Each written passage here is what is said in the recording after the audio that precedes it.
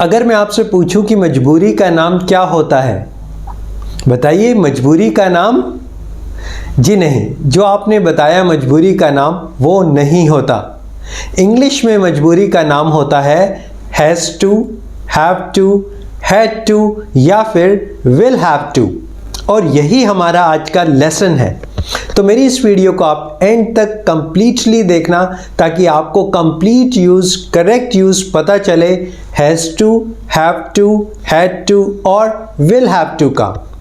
तो हम शुरुआत करते हैं हैज़ टू और हैव टू के साथ। हमें बहुत बार ऐसे सेंटेंसेस बोलने पड़ते हैं या लिखने भी पड़ते हैं जिसमें हम दिखाते हैं मजबूरी, जिसमें शो होती है मजबूरी या फिर नेसेसिटी। ऐसे सेंटेंसेस में हम यूज़ करते हैं हैज़ टू और हैव टू का। चलो कुछ एग्जाम्पल्स के साथ देख लेते हैं। स्टूडेंट्स को सुबह जल्दी उठना पड़ता है। स्टूडेंट्स को सुबह जल्दी उठना पड़ता है या स्टूडेंट्स को सुबह जल्दी उठना है, दोनों बातें सेम है। मुझे सुबह जल्दी ऑफिस जाना है या मुझे सुबह जल्दी ऑफिस जाना पड़ता है, दोनों बातें सेम है। दोनों सेंटेंसेस में मजबूरी शो हो रही है। मेरे भाई को देर रात ऑफिस का काम करना पड़ता है। मेरे पिताजी को 2 किलोमीटर पैदल चलना पड़ता है।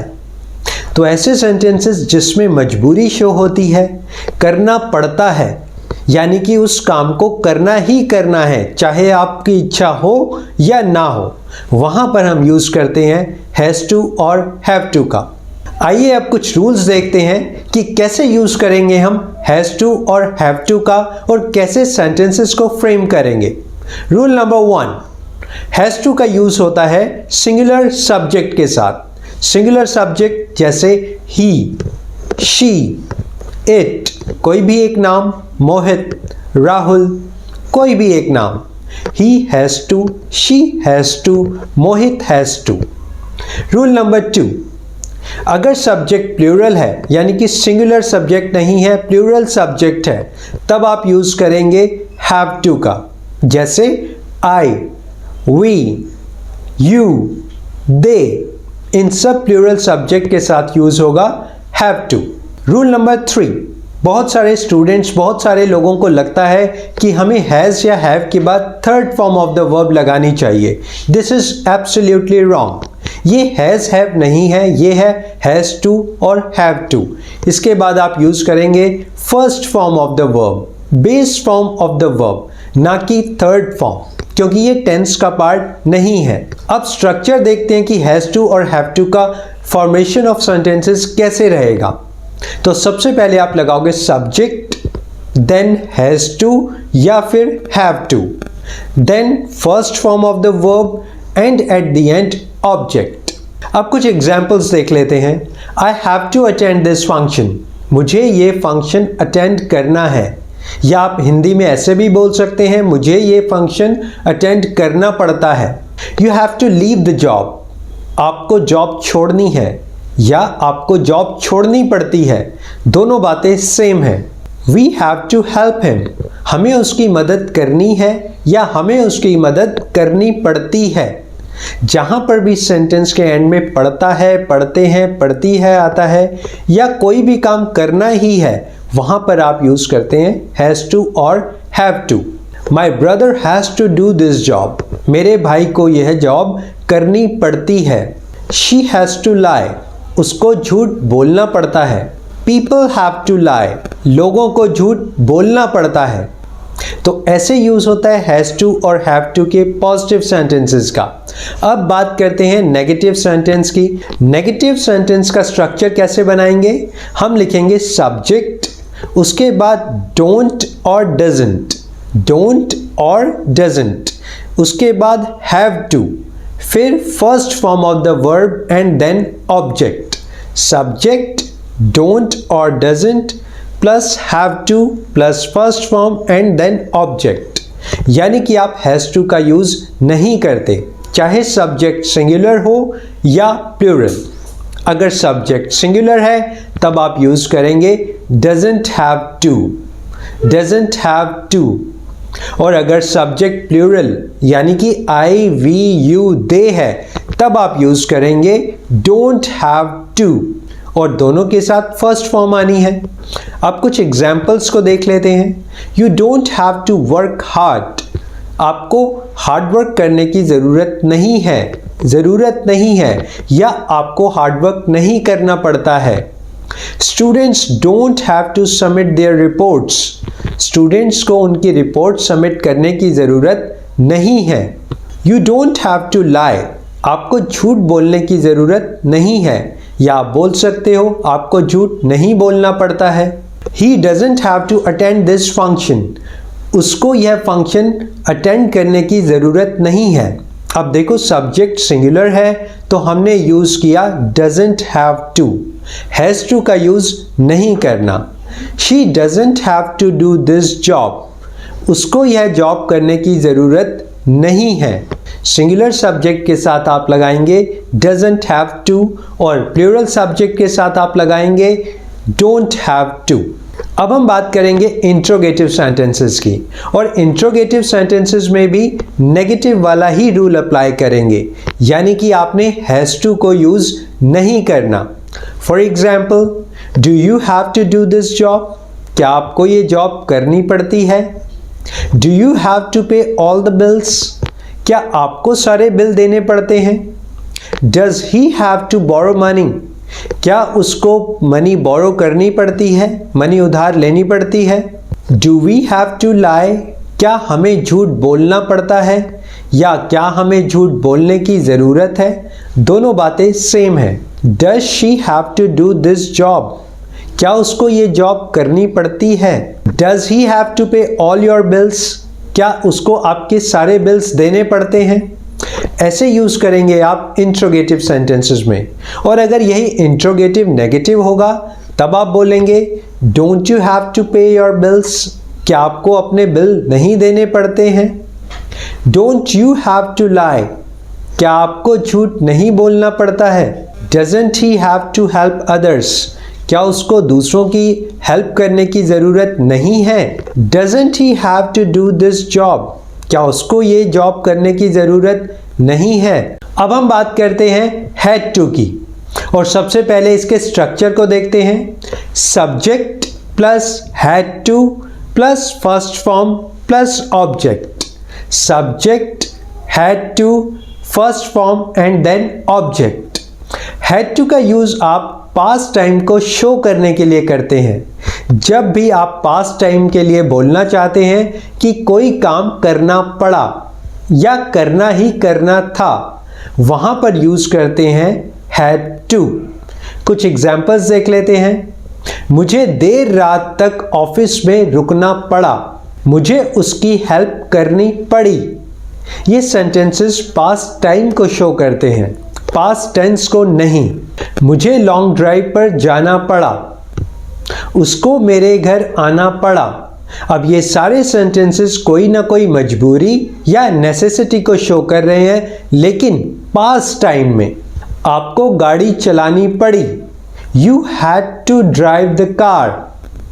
आपको ऑफिस में रुकना पड़ा, you had to stay in the office. मुझे उसकी मदद करनी पड़ी, I had to help him, मुझे उसको बताना पड़ा, I had to inform her। मोहित को पार्टी में नाचना पड़ा, मोहित had to dance in the party। चाहे सब्जेक्ट सिंगुलर हो या प्लूरल हो, आप यूज करते हैं had to। यहाँ पर सिंगुलर सब्जेक्ट और प्लूरल सब्जेक्ट दोनों के साथ आप had to का यूज करेंगे। अब बात करते हैं नेगेटिव सेंटेंसेस की। जब आप नेगेटिव का स्ट्रक्चर बनाएंगे तब बनेगा subject plus didn't have to plus first form of the verb and then object, यानी कि हैड के साथ आप नॉट नहीं लगाएंगे, उसकी जगह आप लगाएंगे डिडंट हैव टू। कुछ एग्जाम्पल्स देखते हैं। He didn't have to meet mister Sharma, उसको मिस्टर शर्मा से मिलने की ज़रूरत नहीं थी। I didn't have to buy this car, मुझे यह कार खरीदने की ज़रूरत नहीं थी। You didn't have to pay my bill, आपको मेरा बिल देने की ज़रूरत नहीं थी। यहाँ पर थोड़ा सा हिंदी की सेंस चेंज हो जाती है। Students didn't have to submit their reports, students को उनकी रिपोर्ट सबमिट करने की ज़रूरत नहीं थी। यानी हैड टू का नेगेटिव अगर आप बनाएंगे तो वो बनेगा didn't have to with first form of the verb. अब बात करते हैं इंट्रोगेटिव सेंटेंसेस की। कुछ एग्जाम्पल्स को भी समझ लेते हैं। Did you have to submit this report? क्या आपको यह रिपोर्ट सबमिट करनी पड़ी? Did he have to inform you? क्या उसे आपको इन्फॉर्म करना पड़ा? Did your father have to borrow the money?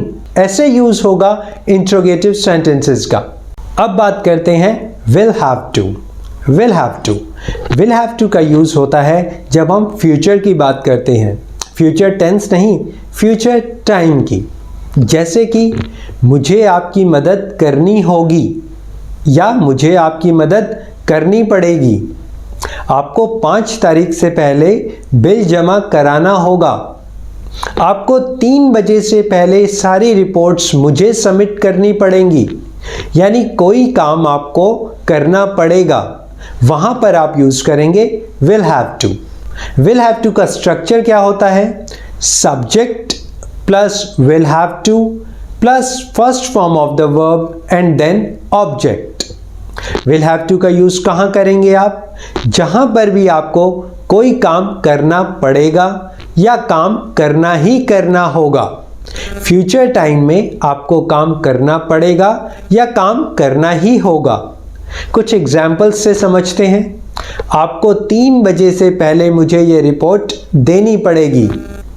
आपको 5 बजे से पहले सारी फाइल्स कलेक्ट करनी पड़ेगी। स्टूडेंट्स को इस एग्जामिनेशन में अपीयर होना पड़ेगा। मुझे जाना पड़ेगा या मुझे जाना होगा। I will have to go. आपको मुझे शाम को मिलना होगा। You will have to meet me in the evening. आपको सारे बिल्स देने पड़ेंगे। You will have to pay all your bills. उसको यह फॉर्म जमा कराना होगा। She will have to deposit this form. अब सब्जेक्ट सिंगुलर हो या प्लूरल हो, दोनों में आपने लगाना है will have to।